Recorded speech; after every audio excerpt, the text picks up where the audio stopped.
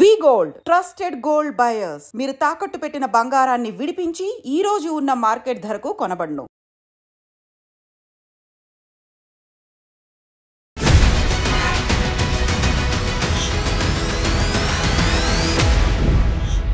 నమస్తే, welcome to I dream inside politics with Kavitha. Telangana రాష్ట్ర ప్రభుత్వం అత్యంత ప్రతిష్టాత్మకంగా చేపట్టినటువంటి కుల గణన తర్వాత బీసీల లెక్క తేలింది. ఆ తర్వాతే బీసీలకు సంబంధించి నినాదాలు బలంగా వినిపిస్తున్నాయి. బీసీలకు సంబంధించి రాజకీయ పార్టీ రాబోతుంది అనేటువంటి ఊహాగానాల తర్వాత సడన్గా టీపీసీసీ చీఫ్ తెలంగాణలో భవిష్యత్తులో రాబోయే ముఖ్యమంత్రి బీసీఏ అవుతాడు అనేటువంటి ఒక మాట చెప్పిన తర్వాత అనివార్యమైనటువంటి పరిస్థితి అన్ని పార్టీలకి కలిగిందా? బీసీల మీదే ఫోకస్ పెట్టాల్సినటువంటి అవసరం ఏర్పడిందా? ఎట్ ద సేమ్ టైం బీసీలకి సంబంధించి లెక్క తేలిందా లేదా? మనతో పాటుగా ఉన్నారు కాంగ్రెస్ సీనియర్ లీడర్ ఇందిరా శోభన్ గారు. నమస్కారం అండి ఇందిరా గారు, ఎలా ఉన్నారు? సడన్గా బీసీలకు సంబంధించి కుల గణన తర్వాత లెక్కల్లో చాలా తేడాలు వచ్చాయి. ఆల్మోస్ట్ 20 నుంచి 25 లక్షల మంది మాయమైపోయారు. ఎక్కడ వెళ్ళిపోయారు తెలీదు అనుకున్నప్పుడు బీసీలకు సంబంధించి సరికొత్త పార్టీ వస్తుందని, ఆ తర్వాత వివాదాలు, ఆరోపణలు ఇవన్నీ చూసిన తర్వాత ఇప్పుడు బీసీ ముఖ్యమంత్రి కాబోతున్నారు. భవిష్యత్తులో ఖచ్చితంగా కాంగ్రెస్ పార్టీయే చేస్తుంది. ఏమనిపిస్తుంది మీ చీఫ్ చెప్పిన తర్వాత? కులగణనకి రాహుల్ గాంధీ గారు కట్టుబడి ఉన్నారు. దాని నేపథ్యంలోనే ఆయన తీసుకున్న సంకల్పం తెలంగాణ రాష్ట్రంలో రేవంత్ అన్న మొదలుపెట్టారు. రేవంత్ అన్న చాలా క్లియర్ ఒక మాట చెప్పారు, నాకు ఈ ముఖ్యమంత్రి పదవి ఉన్నా ఓడినా నాకు పెద్ద అది కాదు, ఇచ్చిన మాట కోసం నా నాయకుడు రాహుల్ గాంధీ చెప్పినటువంటి నా లైన్లో నేను నడుస్తాను, ఆయన ఇచ్చింది నేను చేస్తాను కూడా అని కూడా చెప్పడం జరిగింది. ఆ నేపథ్యంలోనే కులగణన చేపట్టినాము. ఆ కులగణనకు సంబంధించి ఈ మధ్యకాలంలో చాలామంది రకరకాలుగా అటు సంఘాలు అయి ఉండొచ్చు, విత్ ఇన్ మా పార్టీలో ఉన్నటువంటి ఒక ఎమ్మెల్సీ అయి ఉండొచ్చు, అలాగే ప్రతిపక్షంలో బీజేపీ బీఆర్ఎస్ అయినా మాట్లాడుతున్న విషయాలు కనుక ఒక క్లారిటీ ఇవ్వాల్సినటువంటి అవసరం ఉన్నది. మీ ఐ డ్రీమ్ ద్వారా ఇది ఎంత ఎక్కువగా సమాజానికి చేరితే బీసీ సమాజానికి అంత ఎక్కువగా ఉపయోగపడుతుందని నేను అనుకుంటున్నాను. ఎందుకంటే 2014 కేసీఆర్ గారు కులగణన చేశారు, సమగ్ర కుటుంబ సర్వే చేశారు. సమగ్ర కుటుంబ సర్వే ఆగస్టు 19వ తారీఖు నాడు చేసిన తర్వాత ఆయన చేసిన లెక్కల ప్రకారంగా బీసీలు 51% అని, అదే ఓసీలు 21% అని చెప్పేసి ఆయన ఓవరాల్గా ఈ మధ్య కాలంలో, అంటే ఎప్పుడు అధికారికంగా లెక్కలు చెప్పలే, ప్రజాసొమ్ముతో సర్వే చేసి ప్రజలకు లెక్క చెప్పలే ఆయన. కానీ ఆయన అవసరాల కోసం, ఆయన రాజకీయ అవసరాల కోసం ఆ లెక్కలు వాడుకున్నారు. ఇవాళ ఎప్పుడైతే కాంగ్రెస్ కులగణన చేసిందో ఆ కులగణన లెక్కలని టార్గెట్ చేస్తూ ఇవాళ ఇది తప్పు మీరు చేసిందని చెప్పే నేపథ్యంలో సోదరి కవిత గారైనా ఇప్పుడు మాట్లాడుతున్న వాళ్ళు సోకాల్డ్ పీపుల్కి అందరైనా కూడా వాళ్ళు నిజం తెలుసుకోవాల్సిన అవసరం ఉన్నది. ఇవాళ సంపినోడే సంతాపం తెలిపినట్టుగా వీళ్ళందరి ముచ్చట ఉందని చెప్పాల్సిన అవసరం ఉంది. ఎందుకు అనంటే 2014 సర్వే చేసినప్పుడు ఉన్నటువంటి కులాలు, కొన్ని బీసీ కులాలు దాదాపు 26 కులాలని ఆ సర్వే తర్వాత 2015 మేబీ రైట్ ఆర్ రాంగ్ కొంచెం అటు ఇటుగా అయ్యి ఉండొచ్చు. సో 26 కులాలు బీసీ కులాలను, అంటే దాదాపుగా 25-26 లక్షల పాపులేషన్ ఉన్నటువంటి కులాల సంఖ్య లెక్కలో లేకుండా పోయింది. ఏం చేశారు? ఎందుకు? సర్వే చేసినప్పుడు ఈ లెక్కలు ఉన్నాయి, ఈ కులాలు సర్వేలో ఉన్నాయి 26 కులాలు. సర్వే అయిపోయిన తర్వాత ఈ కులాలను బీసీ నుంచి తీసేశారు. బీసీ కులం నుంచి తీసేసినప్పుడు మరి నువ్వు 51% నా సంఖ్య అని తేల్చినప్పుడు మరి సంఖ్య ఇవాళ ఉండాలి కదా. మరి అంటే ఈ 26 కులాలకు సంబంధించినటువంటి మీరు వాళ్ళని తీసివేయడం ద్వారా ఇవాళ బీసీ సంఖ్య వచ్చినటువంటి దాంట్లో ఇవాళ తేడాలు ఉన్నాయని మీరు చెప్తున్న దానికి ఇది గమనించాలని చెప్పేసి నేను ఈ సందర్భంగా గుర్తు చేస్తున్నా. వాళ్ళని తీసేసి బీసీల నుంచి తీసేశారంటే ఆటోమేటిక్ గా వాళ్ళు ఏమై ఉంటారు, ఓసీకి వెళ్ళిపోతారు కదా, జనరల్ కేటగిరీకి వెళ్ళిపోతారు.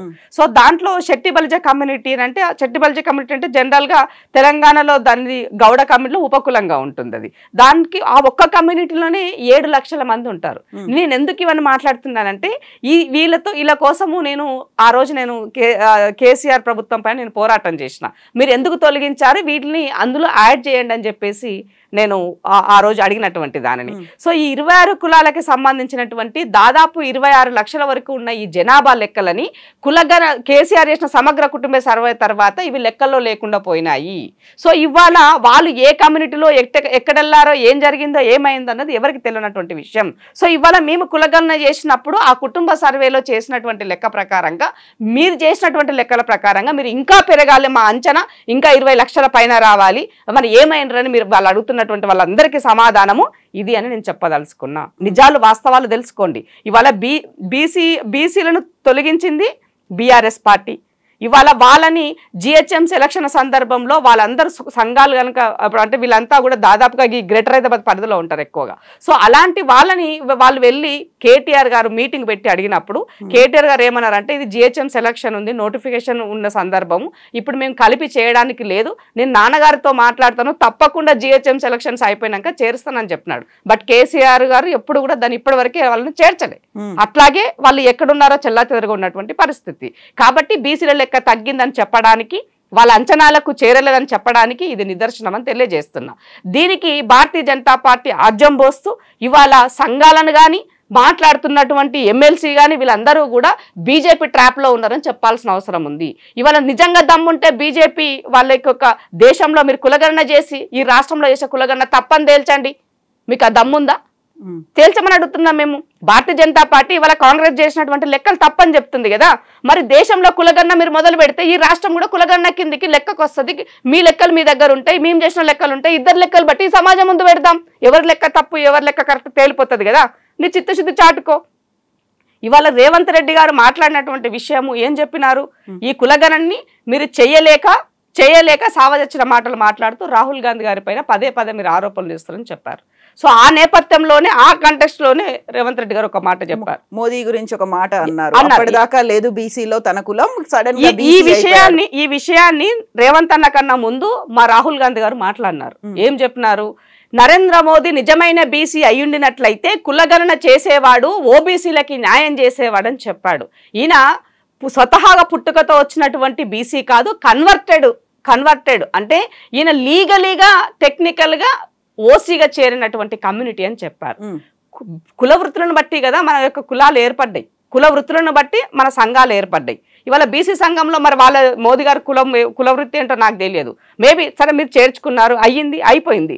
సో ఇవాళ మరి నిజంగా నీ వర్గాలతో ఇప్పుడు ఏ జాతి అయినా ఆ జాతి కోసం పనిచేయాలనుకుంటుంది. ఆ జాతి బిడ్డగా నీకు పవర్ వచ్చినప్పుడు నీ సంతకంతో అలా తలరాతలు మార్చే అవకాశం నీకు వచ్చినప్పుడు నువ్వు చేయాలి, చేస్తావు కూడా నిజమైన వాడివైతే. మరి నువ్వు చేయలేదు కాబట్టి ఆ లైన్లో రేవంత్ రెడ్డి గారు ఆ మాట చెప్పారు.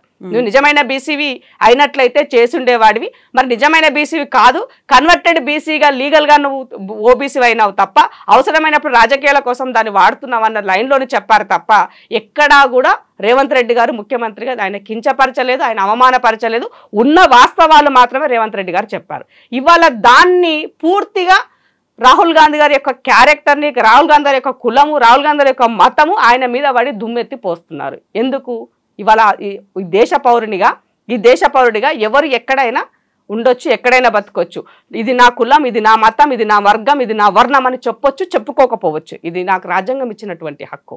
ఇవాళ రాజ్యాంగమే చెప్తుంది ఏమని? నో క్యాస్ట్ సర్టిఫికేట్ తీసుకోమని. నో క్యాస్ట్ సర్టిఫికేట్ తీసుకోమని చెప్తుంది. ఇంటర్ క్యాస్ట్ మ్యారేజ్ చేసుకుంటే అది నువ్వు భర్త క్యాస్ట్ అయినా భార్య క్యాస్ట్ అయినా ఎవరి క్యాస్ట్ అయినా నువ్వు తీసుకోవచ్చు అని చెప్తుంది. మరి అలాంటప్పుడు ఇవాళ రాహుల్ గాంధీ గారిని ఎందుకు టార్గెట్ చేస్తున్నారు మీరు? ఇవాళ మన ఫర్ ఎగ్జాంపుల్ తీసుకుంటే కేరళలో 80% నో క్యాస్ట్ సర్టిఫికేట్ మీద ఉన్న పాపులేషన్ ఉంది కేరళలో. మరి నో క్యాస్ట్ సర్టిఫికేట్ ఇవాళ ఒక మతతత్వంతో రాజకీయం చేసేటువంటి భారతీయ జనతా పార్టీ రాహుల్ గాంధీ గారి మతం కులం గురించి టార్గెట్ చేస్తుందంటే వాళ్ళ రాజకీయాలు ఏ స్థాయికి దిగజారిపోయాయో మీరు అర్థం చేసుకోవాల్సిన అవసరం ఉంది.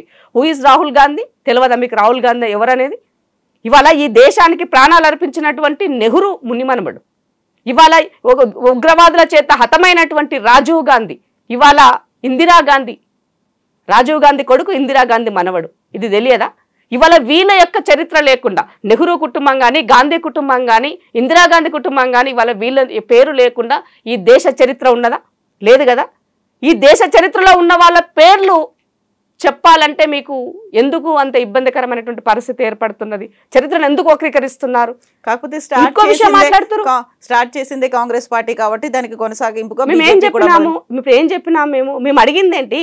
సో ఆయన ఒరిజినల్ బీసీ అయితే ఓబీసీ జనగణన చేసేదని మాట్లాడినారు. అది తప్పెట్లా అవుతుంది అని అడుగుతున్నాం మేము. దాన్ని మేము లేనిది చెప్పలేదు కదా. మీలాగా ఫిరోజ్ ఖాన్ గాంధీ ఎట్లయింది అని మేము మాట్లాడతలేం కదా. మీరు ఫిరోజ్ ఖాన్ గాంధీ ఎట్లయిందో మీకు తెలియదా? చరిత్ర తెలియకుండా ఇవాళ రాజకీయాలు చేస్తున్నారా ఈ దేశంలోనే అడుగుతున్నా మిమ్మల్ని నేను. ఫిరోజ్ ఖాన్ని నెహ్రూ ఇందిరాగాంధీ పెళ్లికి ఒప్పుకోకపోతే ఫిరోజ్ ఖాన్ని గారు మహాత్మా గాంధీ దత్తత తీసుకున్నాడు, దానివల్ల ఆయన గాంధీ అయినాడు. ఆ తర్వాత ఇందిరాగాంధీ పెళ్లి చేసుకుంది. చరిత్రలో కుట్టి ఇక్కడ దాకా వచ్చినారని అడుగుతున్నా మీకు. సో ఈ దేశ చరిత్రలో చరిత్ర లేనివాడు, చరిత్ర లేనటువంటి భారతీయ జనతా పార్టీ, వాళ్ళ ఈ చరిత్ర పేజీల్లో వాళ్ళకంటూ ఒక పేజీ లేనటువంటి భారతీయ జనతా పార్టీ చరిత్ర ఉన్న గాంధీ కుటుంబం యొక్క పేజీ చింపాలని అనుకుంటుందని చెప్పాల్సిన అవసరం ఏర్పడుతుంది వాళ్ళ. సో ఇంతేనా ఈ మాటలన్నిటికీ చెక్ పెట్టడానికైనా తెలంగాణలో భవిష్యత్తులో బీసీ సీఎం అవుతాడని ముందుగానే కాంగ్రెస్ పార్టీ అనౌన్స్ చేసింది. 100% ఇప్పుడు అవకాశాలు వచ్చినప్పుడు 100% నెక్స్ట్ ఆల్టర్నేటివ్ బీసీ అన్నది ఈ సమాజానికి తెలుసు. ఈ రాష్ట్రమే కాదండి, దేశ రాజకీయాలే ఓబీసీల పైన డిపెండ్ అయినాయి. ఇది మనం గమనించాల్సినటువంటి విషయం. ఈ మాట ముందే ఎందుకు అనౌన్స్ చేయలేదు? ఇప్పుడే బీసీలకు సంబంధించి మనం ఒప్పుకున్నా ఒప్పుకోకపోయినా అగ్రవర్ణాల చేతిలో పార్టీలు ఉన్నాయి. ఆ పార్టీలు ఉన్న సందర్భాలలో కొన్ని అవకాశాలు కింది వర్గాలకి వచ్చినప్పటికీ కూడా కొన్ని సందర్భాలలో అవి వాళ్ళ దగ్గరికి రాకుండా ఉన్నటువంటి రోజులు కూడా మనం చూస్తున్నాం. సో అల్టిమేట్గా రాజకీయాలలో గెలుపు అన్నదే పరమవధిగా చూస్తారు. బట్ కాంగ్రెస్ పార్టీ లైన్లో ఒక సెక్యులర్ పార్టీగా ఉన్నప్పుడు ఇవాళ 70 సంవత్సరాల తర్వాత రాహుల్ గాంధీ గారు ఇవాళ ఆయన నాయకత్వంలో 100% ఓబీసీలకి న్యాయం జరగాలి అని ఈ జనరేషన్లో ఆయన ఆలోచించారు. ఆయన ఆలోచించినటువంటి దానికి ఇవాళ రేవంత్ రెడ్డి గారు దానికి ఒక అడుగు ముందుకేసి పనిచేస్తున్నారు. సో ఇట్లాంటప్పుడు దేశ రాజకీయాల్లో నా లెక్కదేలినప్పుడు నా వాటా నాకు వస్తుంది.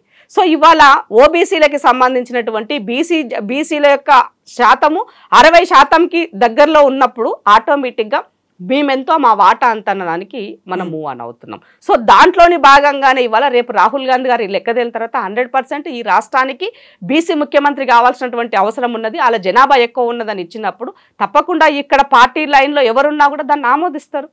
సో ఇవాళ రేవంత్ అన్న అదే కదా చెప్పింది. రేవంత్ అన్న చెప్పింది నా నాయకుడు ఏం చెప్తే నేను అది ఫాలో అవుతానని చెప్పినారు. ఇవాళ ఆఫ్ ద రికార్డ్ కూడా అదే మాట చెప్తారు. సో రేపు కూడా అదే చెప్తారు. కాకపోతే అందుకనే నిన్న పిసిసి మహేష్ అన్న కూడా అదే మాట చెప్తున్నారు. ఇవాళ భారతీయ జనతా పార్టీలో బీసీ ముఖ్యమంత్రి అయ్యే పరిస్థితి ఉందా లేదా నేను గ్యారంటీగా చెప్పలేను. ఎందుకంటే అది బనియా పార్టీ, వాళ్ళు ఏం చెప్తే ఆర్ఎస్ఎస్ సిద్ధాంతాలతో ఎవరైతే ఉంటారో వాళ్ళకు మాత్రమే చివరిగా పదవి అందుతుంది. ఇవాళ కాంగ్రెస్ పార్టీలో మేము ఒక ఎస్సీని పార్టీ ప్రెసిడెంట్ చేసిన ఘనత ఉన్నది, ఒక బీసీని ప్రెసిడెంట్ చేసుకున్నటువంటి ఘనత మాకున్నది. ఇవాళ రాబోయే రోజులు అవసరమైతే బీసీ సీఎంను కూడా ఇచ్చేటువంటి పార్టీ కాంగ్రెస్ పార్టీ అవుతుంది. అదే కేసీఆర్ ఇవ్వగలుగుతాడా? పార్టీ ప్రెసిడెంట్ ఇవ్వగలుగుతాడా? పోనీ వర్కింగ్ ప్రెసిడెంట్ అని ఇవ్వగలుగుతాడా? ముఖ్యమంత్రిని చేయగలుగుతాడా? పోనీ డిప్యూటీ సీఎం అని చేయగలుగుతాడా? ఒక దళితుని డిప్యూటీ సీఎం చేసి అవమానించి తొలగించినటువంటి చరిత్ర కేసీఆర్ది. దళితుని సీఎం చేస్తా అని చెప్పేసి ఆయన దళితుడై కూర్చున్న చరిత్ర కేసీఆర్ది. మరి ఇంకా ఈ రాష్ట్రంలో క్రెడిబిలిటీ ఉన్నటువంటి వాళ్ళు ఎవరున్నారు చెప్పండి? ఆల్టర్నేట్ కాంగ్రెసే కదా. చెప్పిన మాటకి చేయాలనుకుంటుంది, నిలబడుతుంది దానికోసం. ఎన్ని కష్టాలు వచ్చినా తను పురుటు నొప్పులు పడుతూ ఈ భరత భూమి పట్ల, ఈ భారత ప్రజల పట్ల తనకున్నటువంటి నమ్మకాన్ని, విశ్వాసాన్ని కోల్పోకుండా ఎన్నిసార్లైనా కూడా ఏమంటే చస్తూ బతుకుతూ ఇవాళ ఈ సమాజాన్ని బతికించడంలో కాంగ్రెస్ పాత్ర పోషిస్తుంది. ఇవాళ ఈ తెలంగాణ ఏర్పడడంలో ముఖ్య భూమిక పోషించినటువంటి దాంట్లో పక్క రాష్ట్రం ఆంధ్రప్రదేశ్లో పార్టీ చచ్చిపోయినప్పటికీ కూడా ఇచ్చిన మాట కోసం సోనియా గాంధీ నిలబడి తెలంగాణ ఇచ్చింది. దట్ ఈస్ కాంగ్రెస్ పార్టీ అండి. బీజేపీ గురించి అన్నారు. బీజేపీ ముఖ్యమంత్రిని చేయకపోవచ్చు, అధ్యక్షుడిని చేసే ఆలోచనలో ఉందని 2-3 బీసీ పేర్లే వినిపిస్తున్నాయి. అక్కడ బీసీ నిజంగానే వాళ్ళు అలా చేయాలి అని అనుకుంటే మనకు అన్నం ఉడికిందని మొత్తము పట్టి చూడాల్సిన అవసరం లేదు.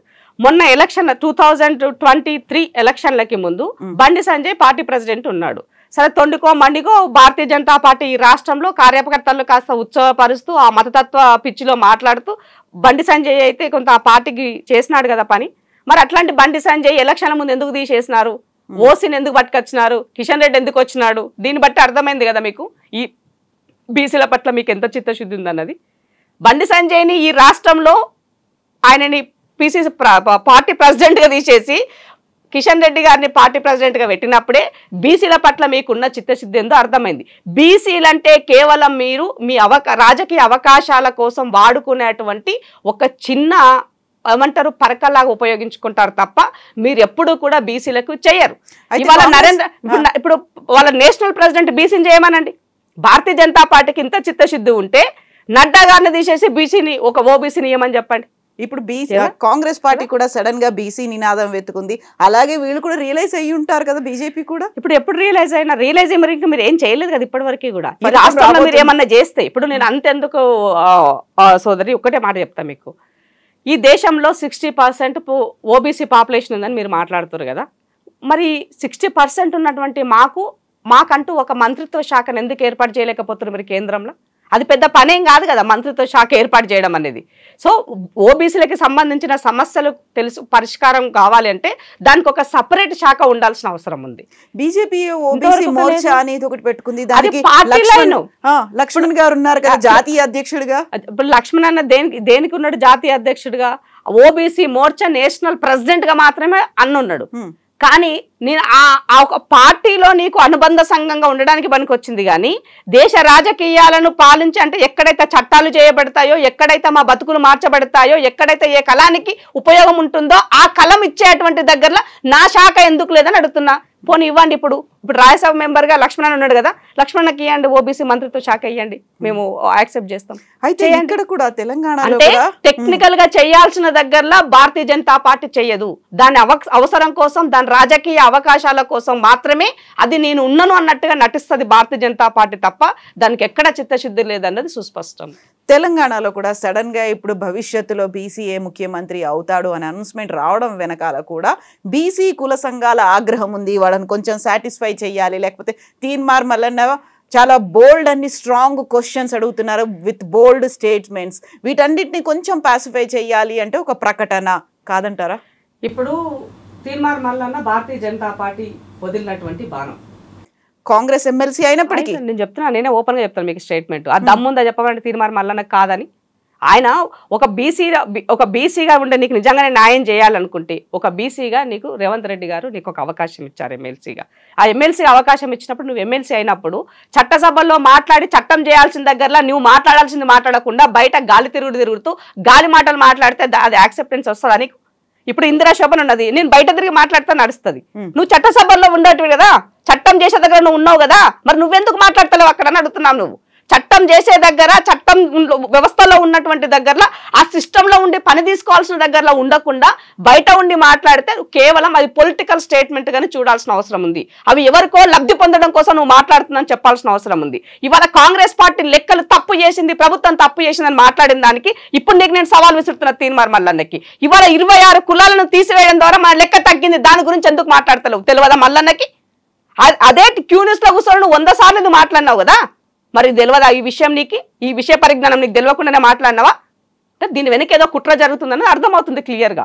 బీసీల గురించి మాట్లాడాలనుకుంటే నిజంగా న్యాయం జరిగేటట్టు మాట్లాడండి, కానీ బీసీలను వాడుకుంటూ రాజకీయాలు చేస్తుంటే ఊరుకునే ప్రసక్తి లేదని తెలియజేస్తున్నాం. ఎవరు వాడుకుంటున్నారు ఇప్పుడు అంతే కదా. ఇప్పుడు ఆయన ఏంది బీసీల నాయకుడిగా మెర్జ్ అవ్వాలనుకుంటున్నాడు. భారతీయ జనతా పార్టీ మెప్పు పొందాలి, బీజేపీ ఇప్పుడు కాంగ్రెస్ పార్టీలో ఉన్నటువంటి ఓబీసీలని డివైడ్ అండ్ రూల్ పాలసీలో తీసుకురావాలన్న దాంట్లో పావులు కలుపుతున్నట్టుగా కనబడుతున్నది. ఇవాళ దాంట్లో కూడా పర్టికులర్ కొద్ది మంది వ్యక్తుల ద్వారా చేస్తున్నటువంటిది అన్నది ఉన్నది. త్వరలోనే అన్ని బయటకు వస్తాయి. ఏది మనం దాన్ని ఇప్పుడు వేగ్గా మాట్లాడడం అవసరం లేదు. మల్లన్నకి ఎక్కడుందండి క్రెడిబిలిటీ ఉందా అండి? ఇప్పుడు మాట్లాడిన మాట రేపే ఉండదు, రేపు మాట్లాడింది ఎల్లుండి ఉండదు. ఆయన ఎప్పుడు ఎవరుకుంటాడో తెలియదు. ఆయన అందరి దగ్గర సహాయం పొందుతాడు, కానీ తివారు వచ్చినప్పటికీ సహాయం చేసినటువంటి వాడికే వెన్నుపోటు పొడిచేటువంటి సిద్ధాంతము మల్లన్నది. అలా మాట్లాడతాం. బీజేపీ సంధించిన బాణం అని మీరు అంటున్నప్పుడు Congress party just show cause notice ఇచ్చింది, అది కూడా 10 రోజులు దాటింది, ఇప్పటికీ చర్య లేదు. షోకాజ్ నోటీస్కి రిప్లై ఏమైనా వచ్చిందా, లేకపోతే చర్యలు తీసుకోవాలా వద్దా అనే ఆలోచనలు, ఈలోపే బీసీ ముఖ్యమంత్రి అవుతాడనేటువంటి ఒక ప్రకటన, అదంతే అక్కడికి సమస్యపోయిందా, చల్లారిపోయిందా? తప్పకుండా యాక్షన్ ఉంటుంది. పార్టీకి ఒక సిస్టమ్ ఉంటుంది, టెక్నికల్ గా జరగాల్సిన దగ్గరలో మూవ్ ఆన్ అవుతాయి. ఇప్పుడు ఆయనకు షోకాజ్ నోటీస్ ఇచ్చారు, నాకు తెలిసి మొన్నటి వరకేమో ఇచ్చినట్టుంది డేటు. ఆ లోపు ఆయన రిప్లై చేయాలి. ఆయన రిప్లై చేసిన తర్వాత మళ్ళీ కమిటీ కూర్చుంటుంది. సో క్రమశిక్షణ కమిటీ చైర్మన్, మా పార్టీకి సంబంధించిన జనరల్ సెక్రటరీ ఇన్ఛార్జి గారు, పీసీసీ గారు కూర్చొని మాట్లాడి దెన్ అది నెక్స్ట్ ఏం చేయాలి, ఆయన ఇచ్చిన దానికి సాటిస్ఫై అయ్యారా కాలేదా ఏముందని ఒక సిస్టమ్ పనిచేస్తుంది. కాబట్టి ఆ నేపథ్యంలోనే హోల్డ్లో ఉంటుంది. ఇప్పుడు జనరల్ సెక్రటరీ గారు కొత్త వస్తున్నారు కాబట్టి వచ్చిన తర్వాత తప్పకుండా కూర్చొని ఆయన పట్ల ఏం యాక్షన్ తీసుకోవాలో పార్టీ తీసుకుంటుంది. ఆల్రెడీ మన రేవంత్ అన్న కూడా మాట్లాడినారు. సో రేవంత్ అన్న మాట్లాడాడు, ఒక ముఖ్యమంత్రి స్థాయిలో ఆయన గురించి మాట్లాడినారంటే ఇవాళ ఆ సిస్టంలో ఉండి నువ్వు పనిచేసినావు. కులగన్న జరిగిన దగ్గర నువ్వు ఉన్నావు, అక్కడ జరిగినటువంటి దాంట్లో ముఖ్యమంత్రి చాలా నీట్గా క్లియర్గా క్లారిటీగా ఒక మాట చెప్తున్నారు. కులగన్న అనేదానికి అధికారులు వాళ్ళ ఇంటికి పోయినారు, అధికారులు వాళ్ళ ఇంటికి పోయినారు, వాళ్ళతోన వివరాలు సేకరించారు, అయిపోయిన తర్వాత వాళ్ళతో సంతకం చేయించుకున్నారు. సంతకం చేపించుకున్నటువంటి ఎవరైతే వెళ్ళే అధికారి ఉన్నాడో ఆ అధికారి డేటా ఎంట్రీ సందర్భంలో కూడా తను పక్కనే ఉండి డేటాను కూడా ఎంట్రీ చేయించారు. ఎందుకంటే రాసినప్పుడు కొన్ని పదాలు అక్షరాలు రాసిన వాడికి అర్థమవుతాయి, ఒకవేళ అటు ఇటు ఏమన్నా ఉన్న ఇబ్బంది అవుతుంది డేటా ఎంట్రీల ఉద్దేశంతో ఆ అధికారిని అక్కడే కూర్చోబెట్టి చేయించినామని ముఖ్యమంత్రి గారు చెప్పారు. మీకెవరికైనా అనుమానం ఉన్నా, సంఘాలకే కానీ ప్రతిపక్షాలకే కానీ ఎవరికైనా అనుమానం ఉన్నా కూడా పలానా మండలంలో పలానా కులము ఎక్కువ ఉండాల్సింది, మా దగ్గర కుల సంఘాల డేటా ఇంత ఉంది, ఈ డేటా ఎందుకు తగ్గిందని మీ దగ్గర ఏమైనా ఉంటే మా దగ్గర తీసుకురండి, మా దగ్గర మేము తీసుకున్న డేటా మేము ముందు పెడతాం, క్లారిఫై చేసుకుందామని చెప్పారు. ఇంతగా ఏమంటారు, మీకు ఏమంటారు, దర్పణం ముందు చూపిస్తున్నారండి, అద్దం లాగా మీ ముందు కనబడుతుంది, అద్దం మీ ముందులాగా కనబడుతుంది, ఇది అద్దం కాదంటే ఏం చెప్తాం. ఇప్పుడు తీన్మార్ మల్లన్న చాలా తీవ్రమైనటువంటి పదజాలంతో రియాక్ట్ అయ్యారు, రెస్పాండ్ అయ్యారు, ఒక షోకాస్ నోటీస్ ఇచ్చారు. అదే టైంలో ఆయన భవిష్యత్తు సీఎం అవుతాడు అనేటువంటి ఊహాగానాలు కూడా వినిపించాయి. At the same time Congress party కూడా బీసీ ముఖ్యమంత్రి, ఈ రెండింటిని లింక్ చేయొచ్చు అంటారా? ఇప్పుడు దానికి దీనికి పార్టీ లైన్లో ఉండి క్రమశిక్షణలో ఉండి పనిచేసేటువంటి కాంగ్రెస్ పార్టీ ఎప్పుడో ఒకసారి అవకాశం ఇస్తుంది, అది అందరికీ తెలుసు. ఇవాళ మహేష్ అన్న పిసిసి ప్రెసిడెంట్ కావడానికి 40 సంవత్సరాలు పట్టింది ఆయన రాజకీయ జీవితంలో కదా. క్రమశిక్షణ లేని కదా. సో మా పార్టీకి సంబంధించినటువంటి దాంట్లో పార్టీ పదవులు రావాలన్న కాంగ్రెస్ పార్టీలో చాలా అంటే వాళ్ళ ఐడియాలజీ ఏమున్నది, పార్టీ పట్ల నిబద్ధత ఏమున్నది, తన క్రమశిక్షణ ఏమున్నది అన్నది పార్టీ చూస్తుంది. సో ఇవాళ ఆయన first MLC, Congress party first MLC ఇచ్చింది, అది అయిపోగానే బయటికి వెళ్ళిపోయినావు, నీ అవసరం తీరిపోయింది, బయటికి వెళ్ళినావు, క్యూ న్యూస్ ద్వారా తిరిగినావు, అంతా అయిపోయింది. ఆ తర్వాత ఏమేం చేయాలో అవన్నీ చేసినావు, మళ్ళీ భారతీయ జనతా పార్టీ పోయినావు, ఆడ కేసుల నేపథ్యంలో ఆడ చేరినావు, నీ కేసుల నుంచి బయటకు రాగానే కేసీఆర్ నుంచి ప్రొటెక్షన్ కోసం మళ్ళీ కాంగ్రెస్ పార్టీలో చేరినావు, కాంగ్రెస్ పార్టీలో అధికారంలో వచ్చింది, ఎమ్మెల్సీ అయినావు. ఇవాళ నువ్వు ఎక్కడ అంటే నీకు ఎక్కడన్నా దానికి ఏదన్నా ఉంటే ఎవరన్నా మన గురించి ఆలోచిస్తారు కదా. సో మన గురించి ఎందుకు ఆలోచించాలా?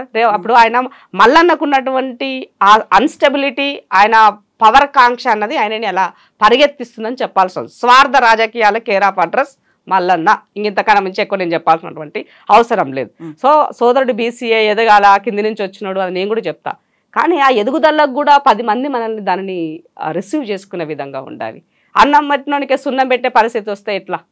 ఇవాళ పార్టీ లైన్లో ఉండాల్సినటువంటి నీవు, ఇవాళ నేను ఇంత చెప్పినాను, మీకు ఇంత డిస్క్రిప్షన్ నేను ఇచ్చిన, నేను పార్టీలోనే ఉన్నా, నేను ప్రభుత్వంలో లేను, నువ్వు ప్రభుత్వంలో భాగస్వామి, ప్రభుత్వ భాగస్వామి అయినప్పుడు నువ్వు ఇంకెంత బాధ్యత తీసుకొని పనిచేయాలి. ఇవాళ ఆ బీసీ చైర్మన్, ఇప్పుడు బీసీ మంత్రి ఎవరున్నారు? పొన్నం ప్రభాకర్ అన్న కదా, నీకు ఆ విలువ ఇస్తున్నారు కదా, నేను అన్ని మీటింగ్లు నిన్ను పిలుస్తున్నారు కదా. మరి పొన్నమన్న మన బీసీ బిడ్డలకు అన్యాయం జరిగితే చూసుకుంటూ కూర్చోడు కదా, ఆ పార్టీలో ఉట్టి పెరిగినోడు కదా, ఎన్ఎస్సీ నుంచి ఉన్నాడు కదా. మరి అలాంటప్పుడు మరి నీవెందుకు ఇంతగానం అంటే నామంతా ఏమంటారు తురుమే లేడు, నేను నా లెక్క ఎవడు మాట్లాడాలి అనుకుంటే ఎట్లా? అందరూ మాట్లాడగలుగుతారు, అవకాశాలు రావాలి అంతే. అవకాశం వచ్చినప్పుడు వాళ్ళ టాలెంట్ ఏందో వాళ్ళు చూపిస్తారు.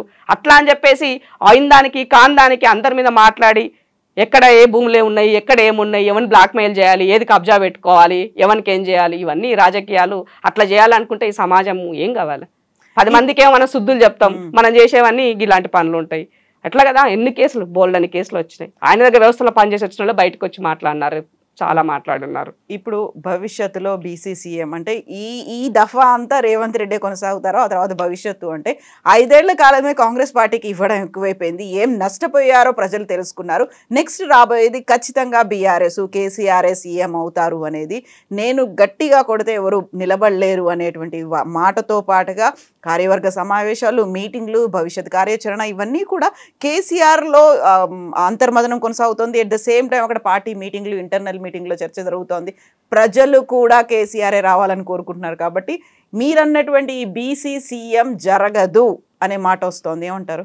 బీసీ సీఎం అనేది 100% ఈ రాష్ట్రంలో రాబోయే రోజుల్లో చూస్తారు. మీరు ఇప్పుడు మనం మాటలు చెప్పడం కన్నా కూడా ప్రాక్టికల్ గా కాంగ్రెస్ నుంచి అవుతుంది. మిగతా పార్టీలు ఎవరికి కేసీఆర్ ఇస్తాడా? కేసీఆర్ చేస్తాడా? చేయడు కదా. భారతీయ జనతా పార్టీ చేస్తుందా? చేయదు కదా. 100% కాంగ్రెస్ చెప్పగలుగుతారు. ప్రజలు 14 నెలలకే విరక్తి వచ్చే పరిస్థితిలో ఉన్నారనుకుంటే ఎట్లా? కేసీఆర్ 10 సంవత్సరాలు పాలించి 10 సంవత్సరాల్లో రేవంత్ అన్న దెబ్బ కొడితే ఫామ్ హౌస్ కే పరిమితమై 14 నెలలు అయింది విలువలు ఆడుతున్నాడు బయటకు రావడానికి. అందుకనే కేసీఆర్ ఆయన దెబ్బకు ఉడదెబ్బ అన్ని దెబ్బలు కొట్టినాయి ఆయనకి, రేవంత్ అన్న దెబ్బకు. అది ఆయన అర్థం చేసుకోవాలా. ఇవాళ ఈ సమాజంలో ఒక ప్రతిపక్ష పాత్ర పోషించాల్సినటువంటి నీవు రాజకీయాల్లో పవర్ ఉన్నా లేకపోయినా కూడా మన బాధ్యత ఒక లెజిస్లేటివ్ మెంబర్గా ఉన్నప్పుడైనా నీ బాధ్యత నువ్వు నిర్వర్తించాలి. కానీ కేసీఆర్ ఎప్పుడూ కూడా పరిస్థితులు అనుకూలంగా ఉంటే నేను షేర్ ఖాన్ అంటాడు, ప్రతికూలంగా ఉన్నాయనుకో మూసుకొని అంటాడు. అది కేసీఆర్ నైజం. కాబట్టి మనం కేసీఆర్ ఈ మంత్ ఎండ్ లో కార్యవర్గ సమావేశాలు ఉన్నాయి, ఆ తర్వాత ఏప్రిల్లో టీఆర్ఎస్ పార్టీ ఆవిర్భావ సమావేశాలు, ఆ తర్వాత కార్యకర్తలు ఆందోళనలు ఇవన్నీ ఉన్నాయి. సంపాదించిన డబ్బు మస్తున్నది సోదరి, బోల్డ్ అంత డబ్బు ఉన్నది. అది ఏం చేయాలో అర్థమైతలేదు. దోచుకొని దాచుకున్న పైసలు అదేమున్నది, మీటింగ్లు పెట్టుకోవచ్చు, మంచి భోజనాలు పెట్టుకోవచ్చు, పంచభక్ష పరమాణాలు తినొచ్చు, మాట్లాడుకోవచ్చు, తిరగొచ్చు. ఇప్పుడు ఎక్కడైనా వాళ్ళు తిరిగిన చోట పబ్లిక్ నుంచి వాళ్ళకి రెస్పాన్స్ వస్తుందా? పోనీ వాళ్ళ పార్టీ కార్యకర్తలైన వాళ్ళతో తిరుగుతున్నారా? కొద్ది మంది మాత్రమే వాళ్ళతో ప్రభుత్వం. ఇప్పుడు కాంగ్రెస్ పార్టీ అధికారంలో ఉన్నది. కాంగ్రెస్ పార్టీ అంటే ఇది ప్రజల ప్రభుత్వం అనుకుంటారు.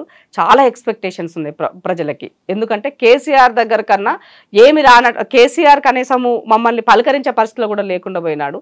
కానీ అదే కాంగ్రెస్ అయితే పబ్లిక్ తో మమేకమై తిరుగుతుంది అందరి. ఇవాళ కాంగ్రెస్ ఏం చేయలేదో చెప్పండి మీరు. ఈ 14 నెలల్లో తను చేయాల్సిన కేసీఆర్ రుణమాఫీ, రైతు రుణమాఫీ 10 సంవత్సరాల అధికారంలో ఉండి 26,000 కోట్లు కేసీఆర్ చేస్తే నేను 14 నెలల్లోనే 22,000 కోట్ల రూపాయలు నేను రుణమాఫీ చేసిన.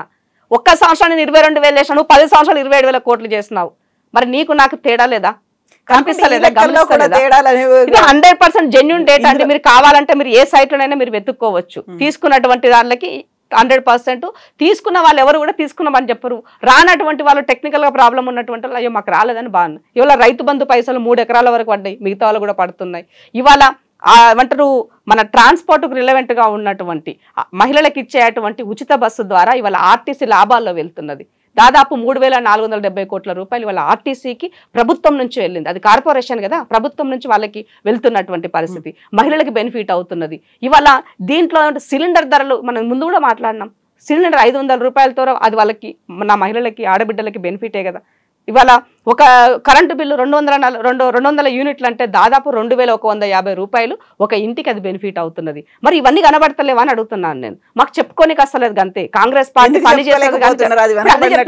ఇప్పుడు వాళ్ళు ఏంటి, వాళ్ళ సోషల్ మీడియాలో అబద్ధాలు అతికినట్టు ప్రచారం చేస్తున్నారు. ఇవాళ మేము చేసినటువంటి నిజాలు వాస్తవాలు కూడా ఇంకా సమాజం వైపుకి ఇంకా ధీటుగా తీసుకెళ్ళలేకపోతున్నాం. నిన్న మా పీసీసీ గారు అదే చెప్పారు మహేష్ అన్న.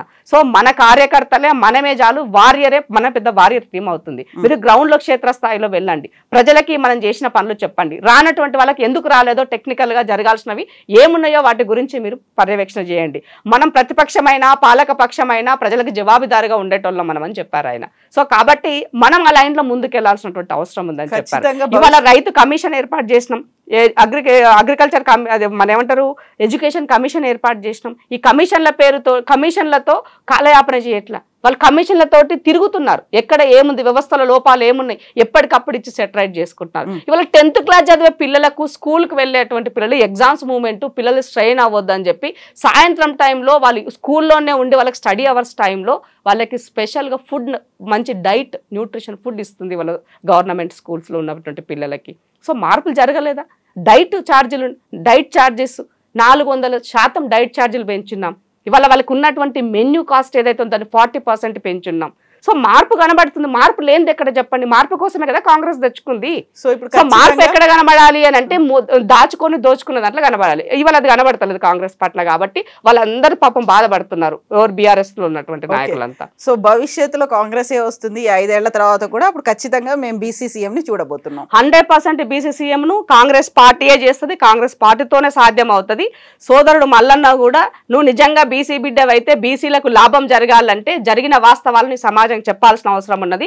వక్రీకరించకుండా దాంట్లో లేనటువంటివి ఉన్నట్టుగా ఊహించుకొని మనం చేయడం ద్వారా నష్టపోతాం, మన వర్గాలే నష్టపోతాయి. మీరు వాళ్ళు మాట్లాడడం వల్ల 10 మంది దాన్ని క్యారీ చేయడం వల్ల మనం నష్టపోతాం. వచ్చేది కూడా రాకుండా అడ్డుపడడానికి ఇవాళ బీసీ నిరోధకులుగా మీరు తయారవుతారని చెప్పాల్సిన అవసరం ఉంది. ఆయన మాట్లాడుతూ ఒకటి చెప్తాడు, రాహుల్ గాంధీ మా నాయకుడు చేయమంటుండు కానీ రేవంత్ రెడ్డి చేస్తలేడు, మంచోడు రేవంత్ రెడ్డి కానీ వెనక ఇంకొక ఆయన నుండి చేపిస్తాడు. ఏంటిది చిన్నపిల్లలమా, డ్రామానా ఏందమన్నా? కాదు కదా. సో కాంగ్రెస్ ఇప్పుడు రేవంత్ రెడ్డి గారు ఏం చెప్తున్నారు? రాహుల్ గాంధీ గారి లైనే నా లైన్, ఆయన ఏం చెప్తే నేను అది తీసుకెళ్తా, నేను అది చేస్తానని చెప్తున్నారు. మరి అంత చెప్తూ మాట్లాడుతూ ఉన్నప్పుడు మరి మీరేం చెప్పదలుచుకున్నారు? నువ్వు చేసే తప్పులన్నీ చేస్తున్నావు, ఇక్కడ పార్టీని బ్లేమ్ చేస్తున్నావు, బద్నాం చేస్తున్నావు, ప్రభుత్వాన్ని బద్నాం చేస్తున్నావు, రాహుల్ గాంధీ నా నాయకుడు అంటున్నావు. ఇది ఎక్కడ లాజిక్? ఇది ఎక్కడ లాజిక్ అని అంటున్నాను. కాబట్టి అప్పుడప్పుడు మత స్థిమితం కోల్పోయే మాటలు మాట్లాడకుండా స్థిమితంగా ఉండి ప్రజలకి జవాబుదారితనంగా ఉంటూ ప్రభుత్వంలో ఉన్నటువంటి సంక్షేమ పథకాలను మన వర్గాలకు ఎట్లా జరుగుతాయి, రేపు జరిగే రిజర్వేషన్లో ఇవాళ ఎన్నడైనా ఏ ప్రభుత్వమైనా ఆలోచించిందండి? ఒక ఎస్సీ వర్గీకరణ చేసి దానికి చట్టబద్ధ వైపుకి వెళ్ళింది. బీసీ వర్గీకరణ చేస్తూ బీసీలకి సంబంధించినటువంటి కులగణన చేసి దీన్ని చట్టబద్ధ కల్పించబోతుంది. నేను భారతీయ జనతా పార్టీని సవాల్ విసురుతున్నా. వాళ్ళకి దమ్ము ఉంటే తమిళనాడు తరహాలో, తమిళనాడులో జయలలిత 69%ని 2 నెలలు ఢిల్లీలో ఉండి పార్లమెంట్లో బిల్లు పెట్టించి ఆమె 9th షెడ్యూల్లో చేర్పించేసి ఇవాళ తమిళనాడు ప్రజలకి న్యాయం చేసింది. మరి మీకు ఆ దమ్మున్నదా? ఇవాళ మేము చట్టం పెట్టేసి చట్టం బీసీలకు సంబంధించినటువంటి చట్టం సమగ్రంగా చేసి మేము చట్టం రెజల్యూషన్ పాస్ చేసి మీకు పంపిస్తాం, మేము పార్లమెంట్కి పంపిస్తాం. ఈ రాష్ట్రంలో ఉన్నటువంటి బీజేపీకైనా ఇవాళ మీరు మాట్లాడుతున్నటువంటి ఒరిజినల్ బీసీ అని మీరు మాట్లాడుతున్నట్టు నరేంద్ర మోదీ గారైనా ఇవాళ మీకు బిల్లు పెట్టే దమ్ముందా? పార్లమెంట్లో మమ్మల్ని 9th షెడ్యూల్లో చేసే దమ్ము మీకుందా అని అడుగుతున్నాను. మీకు దమ్ము ఉంటే అది పెట్టి చూపండి, అప్పుడు బీసీల గురించి ఈ రాష్ట్రంలో మీరు మాట్లాడండి, నమ్ముతారు. ఇవాళ అదేది చేయకుండా మీరు పార్లమెంట్లో పెడితే మా రాహుల్ గాంధీ గారు సపోర్ట్ చేస్తారు, మిగతా బీసీ నాయకులు సపోర్ట్ చేస్తారు, మిగతా పార్టీలను కూడా ఒప్పించే బాధ్యత మా రాహుల్ గాంధీ గారు తీసుకుంటారు. మీకు దమ్మున్నదా బిల్లు పెట్టే దమ్ము? మీరు బిల్లు పెట్టండి, మీరు బిల్లు పెట్టి మీ చిత్తశుద్ధిని చాటుకోండి. నిజమైన ఓబీసీ అని నరేంద్ర మోదీ గారు ప్రూవ్ చేసుకోవాల్సిన సమయం ఆసన్నమైంది. తెలంగాణ రాష్ట్రంలో మొదలుపెట్టినటువంటి కులగణన అనేది దేశ రాజకీయాలను మార్చబోతుందన్నది సుస్పష్టం. అదే లైన్లో 9th షెడ్యూల్లో పెట్టి ఇవాళ రేపు వచ్చే స్థానిక ఎన్నికల్లో 42% కాదు 46 ఇస్తారు కావాలనుకుంటే. మరి నువ్వు 9th షెడ్యూల్లో పెట్టి ఇవాళ ఈబీసీకి సంబంధించిన 10% రిజర్వేషన్లు మీరు ఆల్రెడీ తీసుకున్నారు కదా. ఈబీసీల సంఖ్య ఎంత ఉందో ఈ దేశంలో అందరికీ తెలుసు. కానీ ఈసారి ఈడబ్ల్యూసీ రిజర్వేషన్లు ఎంత ఉందో అందరికీ తెలుసు. ఈడబ్ల్యూసీ రిజర్వేషన్లు లెక్క పక్క ఏం తెలుసకుండా మీరు 10% ఇచ్చేశారు. ఆల్రెడీ 50 స్లాబ్ దాటిపోయింది. ఈ 10 రావడం ద్వారా 60కి వచ్చేసాం అంటే అక్కడ స్లాబ్ ఎగిరిపోయినట్టే కదా. మరి అలాంటప్పుడు దాన్ని మీరు ఇప్పుడు ఎట్లా కొనసాగిస్తారు? అన్ని రాష్ట్రాల్లో అమలు చేపిస్తున్నారు కదా. ఈడబ్ల్యూసీ అనేది ఏంటండి? ఎకనామికల్ వీక్గా ఉన్నటువంటి వాళ్ళకి ఇవ్వాలి. ఓన్లీ అగ్రవర్ణాల్లో ఉన్నటువంటి వీక్ కాదు, ఎవరైనా ఎకనామికల్గా వీక్ ఉన్నటువంటి వాళ్ళు. కానీ పెట్టిన బిల్లు కూడా క్లాజ్ ఏం పెట్టారు? ఓన్లీ అగ్రవర్ణాలకైనా మీరు పెట్టినారు. ఆ బిల్లు ఎవరు చేస్తున్నారు? భారతీయ జనతా పార్టీ చేసింది. భారతీయ జనతా పార్టీ ఎవరు? బనియా పార్టీ, అగ్రవర్ణాల పార్టీ. మరి మీరు చేసినారా పని? ఇవాళ అట్లాంటి తప్పులని మీకోసం మీరు చేసుకుంటే కరెక్ట్ అయింది. ఆ బిడ్డలకు ఇచ్చేటువంటి రిజర్వేషన్లో మేము తప్పు పడతలే, కింది వర్గాలకు రావాల్సినటువంటి అవసరం ఉంది. కానీ ఇవాళ ఈ దేశంలో 60% ఉన్నటువంటి నా వర్గాలకి నష్టం జరుగుతున్నప్పుడు నా వర్గాల పట్ల ఒక ప్రధానమంత్రిని చెప్పుకునే మీకు దాన్ని చేయడం కోసం మీకున్నటువంటి అభ్యంతరం ఏంటని అడుగుతున్నాం. ఎవరు అడగాల్సిన అవసరం లేదు. అందరికన్నా ముందే మీరు ఇనిషియేట్ తీసుకొని నా వర్గ ప్రజలకి ఏం నష్టం జరుగుతుంది, ఏం కావాలన్నది మీరు తీసుకొని పెట్టాల్సింది, అది చేయాల్సిన అవసరం ఉంది. అందుకని ఇవాళ చాలా క్లియర్గా క్లారిటీగా రేవంత్ అన్న ఒకటే మాట్లాడుతున్నాను. నేను చట్టం చేసి పంపిస్తా, ఆ చట్టాన్ని మీరు 9th షెడ్యూల్లో పెట్టే దమ్ము మీకున్నదా? పెట్టండి. పెట్టకపోతే ఎట్లా పెట్టరో చూస్తాం. అప్పుడు ఈ దేశ ప్రజల ముందు మీరు ఎట్లా దోషుల్లో తేలిపోతుంది. చూద్దాం భవిష్యత్తులో తెలంగాణలో కూడా ఏమవుతుంది, దేశవ్యాప్తంగా ఏం జరుగుతుంది అనేది. Thank you so much Indira గారు. Thank you.